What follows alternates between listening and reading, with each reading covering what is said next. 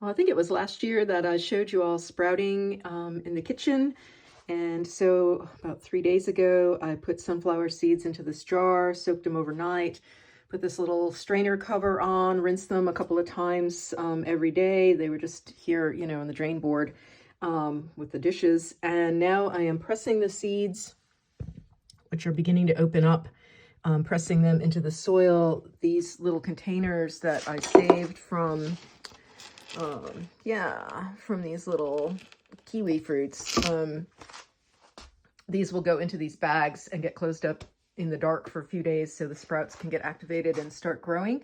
I'm just posting this to remind you all that you can do this. You can sprout your own seeds in the kitchen, on the counter, and have fresh sunflower seeds through these cold months when there's not much green stuff going on out in the garden if you live in a place like I do, which is like zone 6B. Okay. So the sunflowers are beginning to sprout now. Today is the full moon.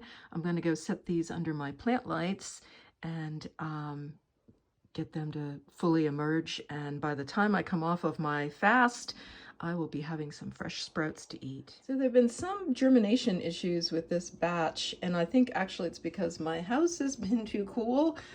Even though I set them in a warm space, I did not put them on a heat mat or anything.